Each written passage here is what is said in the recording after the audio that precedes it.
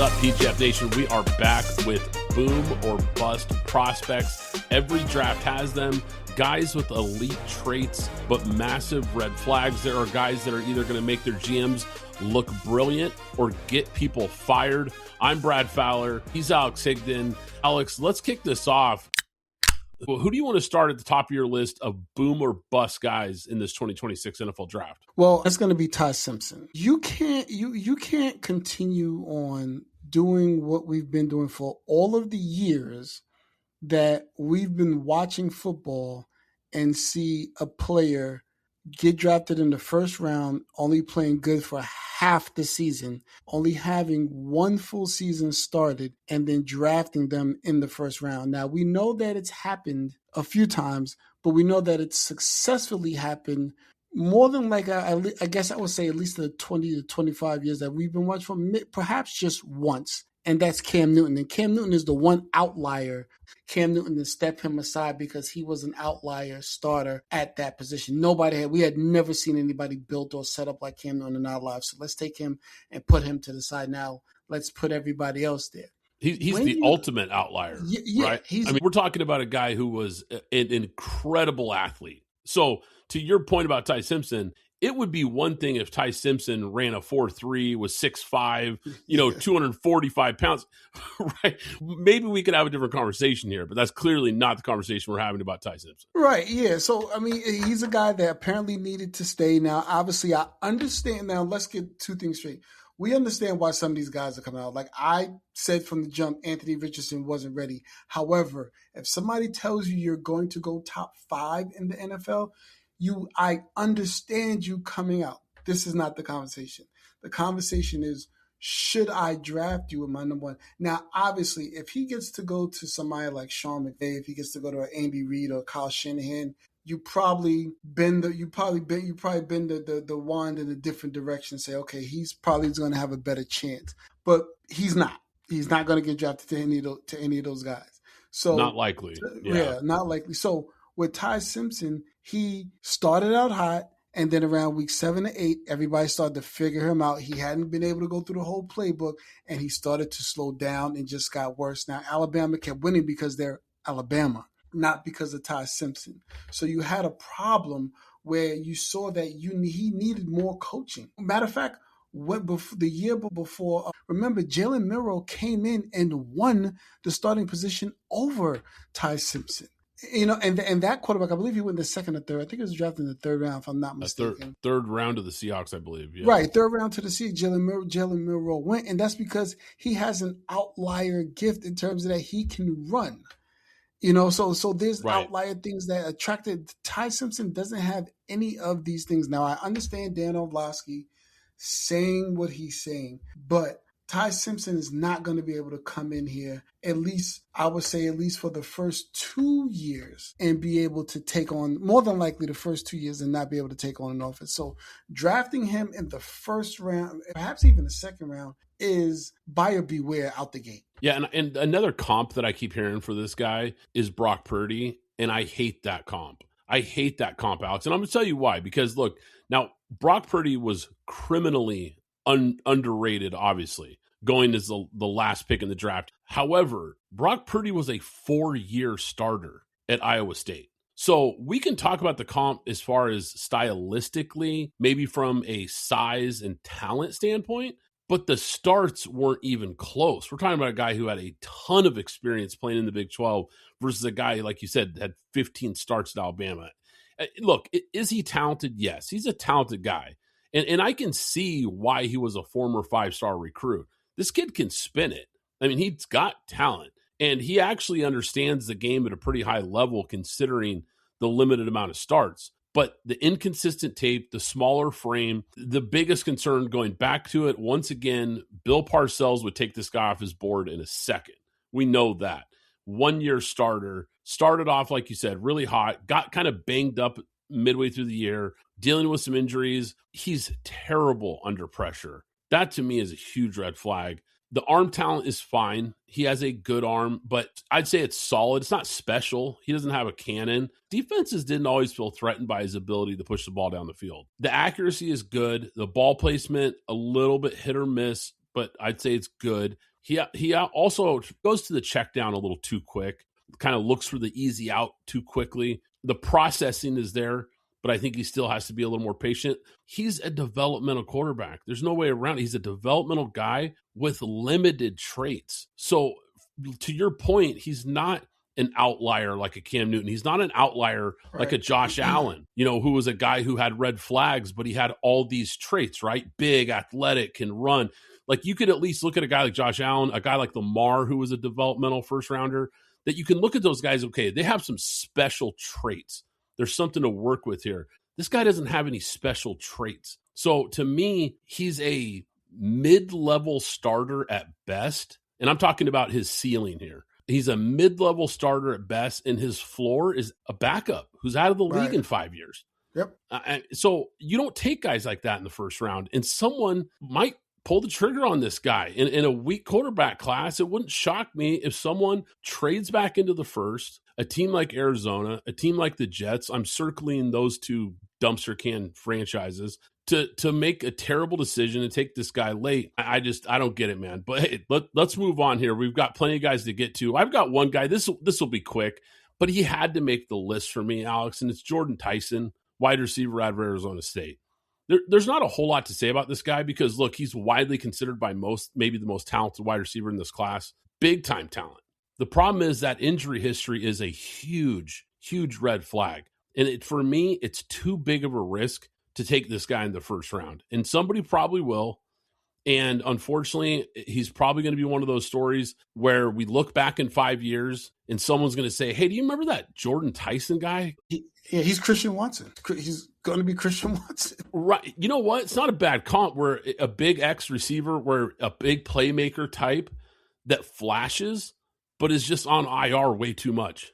I hope that's not the case. I'm obviously not rooting for that. I hope Jordan Tyson gets healthy and has a great NFL career. But, man, those are big red flags because it's not just one injury. It's a hamstring injury that just keeps lingering. It's collarbone. It's this, it's that. Some guys just aren't built to play this sport long term, and I really question if he is. Right. And just real quick. So when I say Christian Watson, I'm not talking about comparing their talents or anything. I'm saying he's going to – Christian Watson, since he's been in the league, he played 14 his first year, then 9, then 15, then 10. So it's like you can never get the full 17 games. You can never get to the full 17 games. He's always out. So that's what I mean. You can't count him. Now again, if you dropped him in the second round, I can see the high level if you could get him to stay healthy. But I don't believe he gets to the second contract as a consistent player. Now we get to my second player. My second player is Ruben Bain. Now, I know what the tape says. I know that he is a dog, and I'm not even discounting him being a dog, but his measurables.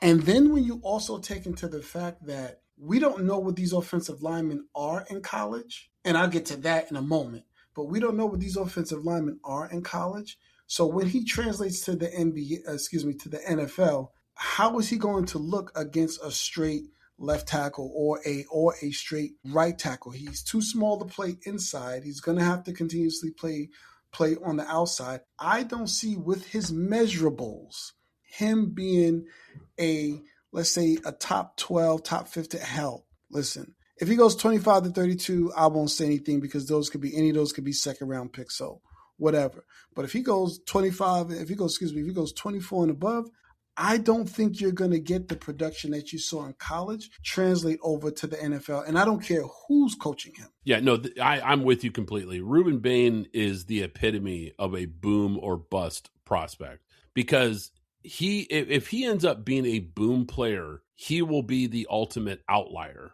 because of, like you said, the measurables are alarming. And look, the tape is fantastic. Most analysts consider this guy a blue chip prospect. A lot of people think he has one of the highest floors in this class, or a guy who can slide along the defensive line. He does have a relentless motor. He's got violent hands. He's a dog. I mean, like you said, I love his tape. I think we all love his tape.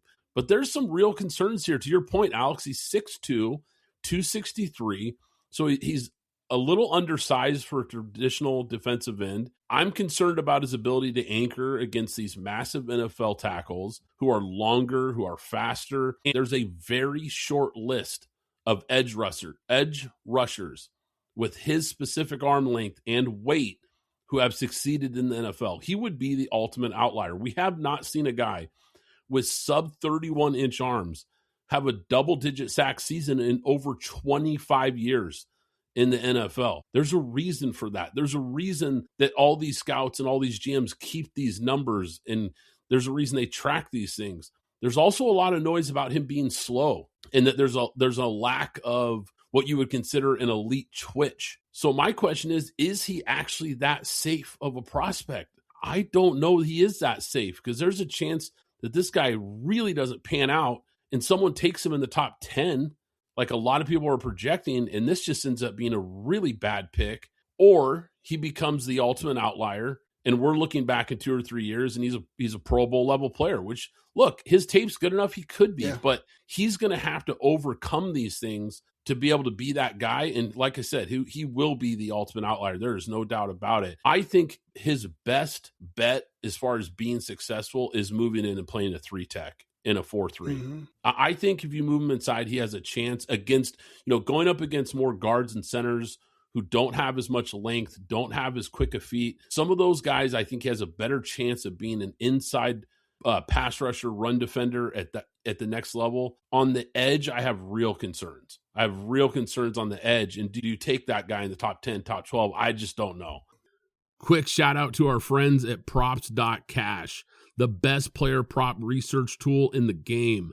Props.cash lets you scan thousands of props across sports books to quickly spot the highest value opportunities. You get real-time injury and lineup intel, advanced filters to find exactly what you're looking for, and even correlated player props so you can see what tends to hit when a player goes over their line. They cover NFL, NBA, MLB, NHL, college football, college basketball, and the WNBA. It's legit next level prep. If you're serious about betting smarter, go to props.cash and use code PGF25 for 25% off your first month. That's code PGF25 for 25% off your first month at props.cash. The official ticketing app of Pint Glass Football is now SeatGeek. I can't recommend them enough, guys. I've been using SeatGeek for years. You want to go to a game this season? SeatGeek is here to take the confusion out of buying tickets, making sure you get the best seats at the best prices. With SeatGeek, you'll never have to worry about overpaying for tickets again. How? They put a 0 to 10 score on each ticket, so you know you're getting a good deal. But here's the real game changer. You can get $20 off your first ticket purchase with the code PGFPOD. That's right, $20 off with code PGFPOD. This season, make every game day epic with SeatGeek. Download the SeatGeek app and remember to enter the code PGFPOD to grab your $20 discount.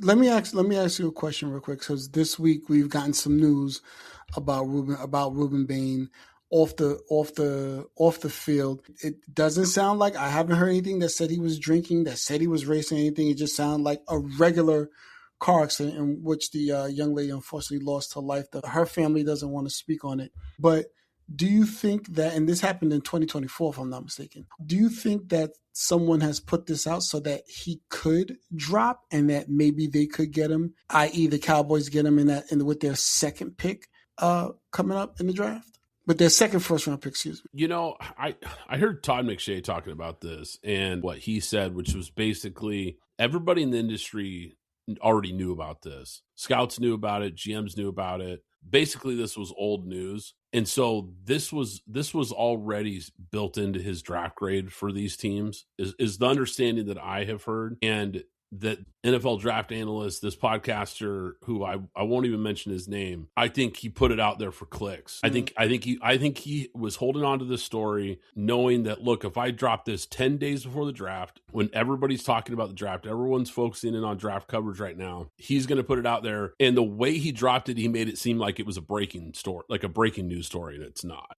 Yeah, I think this is a perfect example, Alex, of someone trying to get clicks, someone trying to get downloads on their podcast, someone trying to make a name for themselves in the draft space, who was clearly holding on to the story and dropped it at the perfect time where it would stir up all kinds of noise and get people to pay attention to what he's doing and making it seem like a news story that just broke when it came out in 2024, and a lot of these people already knew about it. And that's what Todd McShay basically called him out on Twitter. I don't believe this was a story that came out to try to tank his stock. I think this is more of a media-driven story drop. Okay. Now, these guys should not go 24 and above in this situation. But I will say this. Now, this is not a person. This is basically, for the most part, the upper echelon of the group. And I'm talking about the offensive line, specifically the offensive tackles of this group. If you talk about Spencer Fanu, if you talk about Francis from Miami, Maui Noah, Caden Proctor, Monroe Freeling to a certain extent, but I'll talk about Monroe in a moment. These guys, to me, are not tackles. They're just not. I know they're listed as tackles, but these are all guys, and I'm sorry, we're going to talk about Will Campbell that we saw last year with the arms and couldn't block anything. Now, he may clean it up, or they may have to kick him inside. Anybody remember Robert Gallery? I'm a Raiders fan. I remember clearly he had to be kicked inside. When you don't have these guys with these measurables, they just simply, for the most part,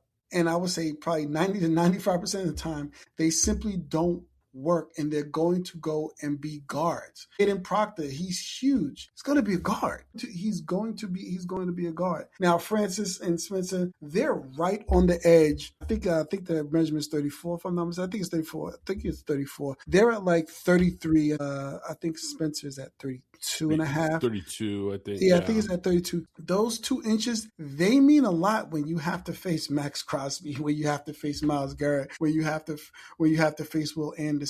The thing is, these guys don't stop coming on. These are what everybody's looking for. Everybody's looking for these edge rushers, and they have all of this, the characteristics to be an edge rusher. And when you don't have the arms to get your push, to be violent with your hands, you're going to have a problem. You can be violent all you want to, but you're going to come up short, essentially and realistically, when you put your arms out and that guy has swim tackled you or spun around you and gone after the quarterback, because you're just simply not built to task to take on some of the edge rushers in the NFL. No, you're absolutely right. And I want to focus in on one of these guys, because I think you're right. I think Francis Maui Noah, has a chance to be a starting right tackle. I don't know if he has the footwork and the athleticism to play left.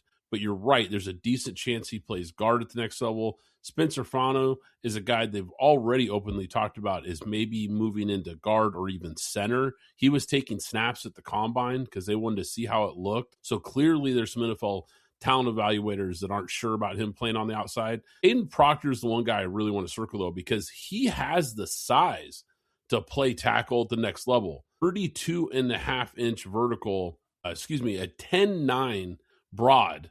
At 352 pounds, those are historic numbers. I mean, for a guy his size, he is really athletic. I mean, they were throwing screen passes to this guy at Alabama. I mean, you want to talk about a big, huge athlete. There's a reason people are so enamored with Caden Proctor. Gap, power run blocking schemes is where he excels. He's got 3 years of starting experience at left tackle in the SEC.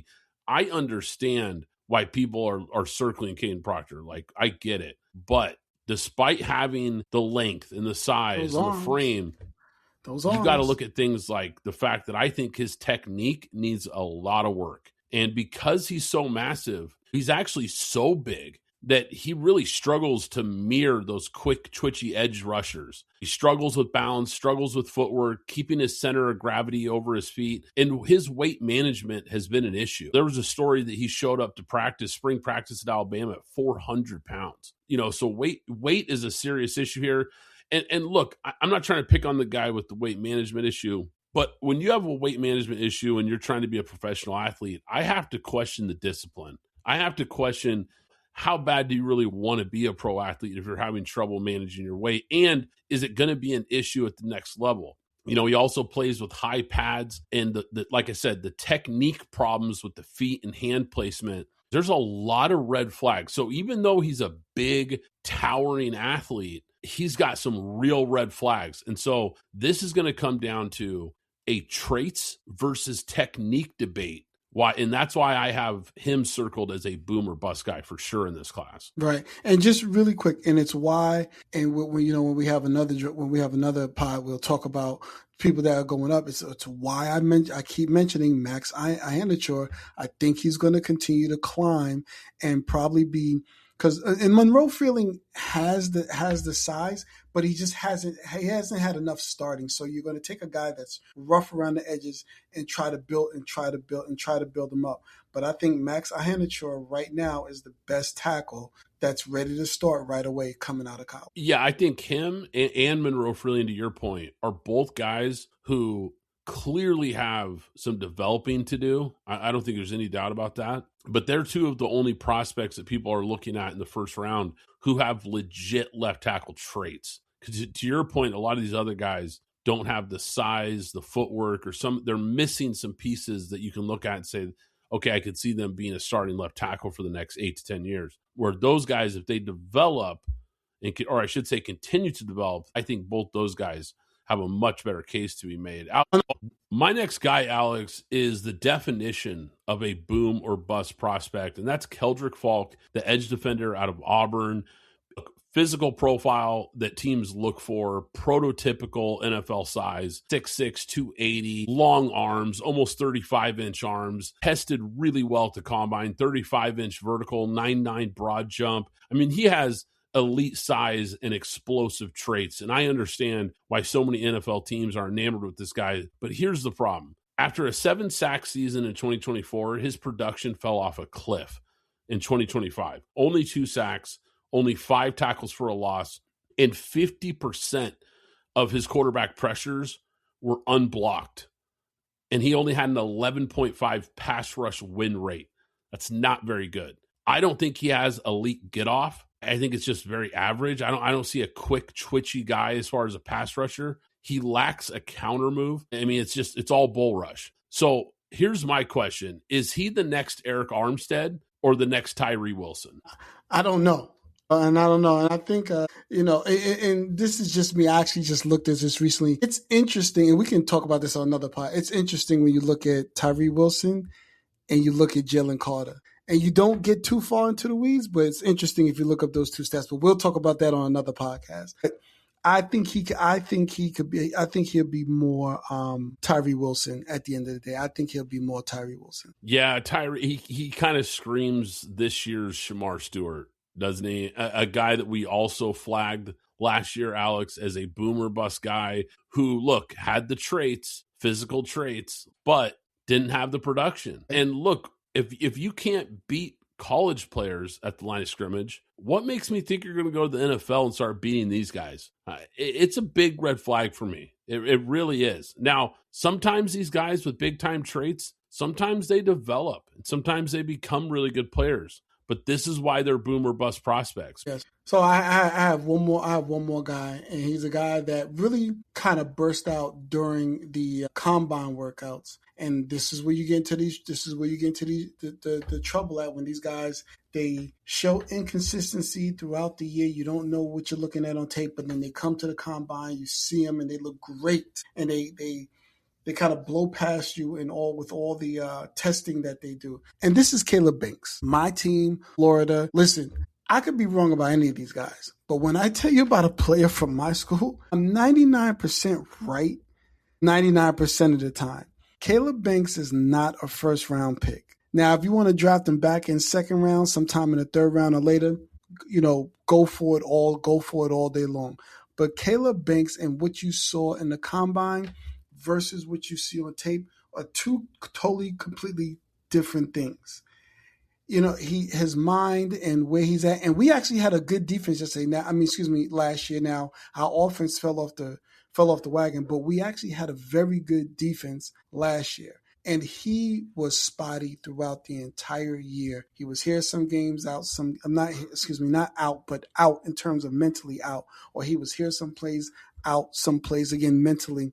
There was never a run where we could say, yo, did you see games 2 through 8 or games, we never got that from him. So this is a guy that I have to take that into consideration, because this is the only game, at least of the 3 major sports, where you practice more than you actually play. And if your mind isn't into it, you will get lost. You'll just simply get lost in the sauce. You can't just be like, all right, I'm going to take it easy through practice and show up on game day. Very few players have been able to do that. And those very few players have elite traits. Caleb Banks does not have that.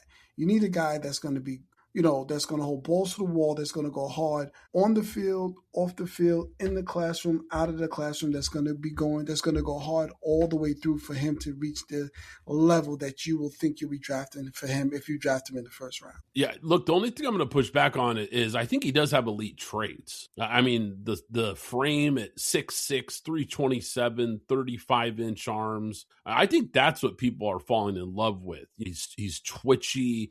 He has power. There's things you see on tape when he flashes that just look like a first-round pick, for sure. I mean, quick off the ball size, immediately can push guards back into the backfield. But to your point, not a finisher, gets pushed off his path way too often. He's got the injury concerns, inconsistent tape, and I don't like the motor at all. I mean, it looks like there's stretches where he is just not engaged and not getting after it. And we saw that at the Senior Bowl, Alex. At the Senior Bowl, he had snaps at practice where he looked like Chris Jones. And then he had other plays where it looked like he didn't belong at the Senior Bowl and he's getting pushed around. So, this is a guy that I think before the foot injury, he had a legit chance to be a first-round pick. I think it's going to keep him out of the first, but even in the second, like someone's going to take a flyer on this guy early. He's not going to get past the second round because the talent is there. Someone's going to fall in love with this guy and maybe even take him late in the first, believe it or not, especially in a weak defensive tackle class. But man, buyer beware, because this is another guy that I'm with you, Alex. He is the epitome of a boom or bust prospect for sure. I've got one more guy, Alex, I want to get to. Brandon Cisse out of South Carolina, the corner out of South Carolina, flashes high-end traits for sure, but a guy who lacks that consistency. His tape is really up and down, kind of has a lean frame, so I think there's some durability concerns there, some matchup concerns versus bigger, more physical receivers. A little bit slow as far as processor and coverage. Athleticism, look, he has really good athleticism. It helps him to recover, but he's got to work on his technique. Underdeveloped ball skills, a little bit vulnerable in zone, off coverage. The tackling is kind of all over the place, misses a lot of tackles that he should have. This is a guy that the question for him is going to be, can you coach him up? Because I think a lot of his issues are technique and more tape, more reps, better coaching, getting him in the right system. I think he has high-end traits, but there's enough red flags with Brandon Cisse that, this was a guy a lot of people thought might be the third corner in this class. The more tape I watch, I don't know. He could fall into the second round. I'm just not sure. I think late first is kind of the sweet spot for him. If he falls late first to a team like Seattle with a great defensive coach that will know how to coach him up and know how to utilize his skills, he could be in a great situation. But if he falls to a team like the Jets who can't get anything right, who knows where he is in 3 years, right? So he's going to be an interesting prospect, but I think there's some boomer bust potential with him as well. All right, Alex, I'm going to start with a wide receiver, Casey Concepcion, Texas A&M wide receiver. Look, I understand why so many people like this guy. On tape, he's an explosive playmaker. He's great with the ball in his hands. I understand why so many people have a first-round grade on this guy. Absolutely. Because the highlights on his tape are great. But when you peel back the onion a little bit, I have some real concerns about him. He had a lot of manufactured touches at Texas A&M. A huge chunk of his production, actually 21%, of his targets were behind the line of scrimmage. A lot of manufactured gadget stuff with this guy. No 40 time on him. And I've seen some analysts and people question his true speed. Now, I think he can separate. I think he's shown he's a pretty explosive player, but I do question how fast he really is. Can he separate at the next level without the motions, without the screens? Look, he kind of reminds me of guys like Jalen Reagor and Kadarius Toney. Guys that coming out of college were dynamic athletes who just struggled to transition into being consistent NFL route runners because he's not a good route runner. I think that's something he really needs to clean up. Another big red flag that a lot of people have talked about, way too many drops. 10% drop rate in 2025. Actually, if you go back and look at his tape at North Carolina State, a lot of drops at that school as well. Short arms. So, you kind of have to wonder when he faces a different level of size, physicality at the NFL level, is that limited catch radius? Is that going to be a problem against aggressive press corners? I think it could be. I think he has the potential to be a really good player, but I think he's a little more of a scheme-specific gadget guy, more so than a true wide receiver 1, wide receiver 2. Is he a gadget guy, or is he a legit wide receiver 1 type of player, wide receiver 2 at worst? Yeah, and I think part of the problem right now is I've seen him, Casey Concepcion, mentioned a lot in the top 5 wide receivers, especially with Jordan Tyson dropping, that Casey has been moving, that Casey and Denzel Boston have more moved up, and they moved Jordan Tyson to the back of the line in that. And when you're moving a guy who's strictly a slot guy, and it sounds like you could also be talking about Tavon Austin when you mentioned that, how limited he is in the game scheme, it's like you have to really worry about who you're drafting and what you're drafting for your team. Again, if you're going to a Sean McVay, if you're going to a Kyle Shanahan, perhaps they can put you in situations where a lot of that works. But for the most part, that's not a lot of these guys, even if they do come from the respective tree. So you have to be very careful in the receivers that you're taking and what you're going to be expecting from them on draft day. Yeah, and it's not that I don't like the player. I think he has some legit upside for sure. And that's why he's in this group for me as a boom or bust guy. I mean, he's an explosive playmaker, especially when he gets the ball in his hands. So it's not like I hate the guy. It's just I've seen a lot of mock drafts where he's starting to get pushed up the board. To your point, Alex, he's starting to kind of climb these boards, and it looks like he's pretty much a lock to most people to be a first-round pick. And I just don't know if he's worthy of a first-round pick. I think there's better wide receivers that I have ranked in front of him that are probably going to go after him. And we could look back in this draft and say, yeah, he got a little overdrafted. And I think that could be the problem with him. And here's the other thing. He's a great kick returner. So I do want to mention that. He does add value as a kick returner as well. So there is that to his game, which I understand. But how high do you draft a guy like this is the big question. And I think it's going to be a really interesting to see kind of where he fits at the next level. Look, these boom or bust type of players, this is how NFL drafts are won and lost. Not to save picks. It's these guys right here that we talked about. These can be the differences in these drafts. If 2 or 3 of these players hit, you've got a playoff team. If they miss, you're resetting your roster in 2 years and probably getting fired. That's how important these picks are in the NFL draft. And that's why we highlighted it, guys. But that is going to do it for today's episode. Hope you enjoyed it, PGF Nation. We have a bonus episode coming this week because we've got the NFL draft right around the corner. So we want to get out some extra content for you guys. So be sure to hit that like button, hit that subscribe button so you don't miss those future episodes. Once again, I'm Brad Fowler. He's Alex Higdon. This is Pint Glass Football, and we'll catch you next time.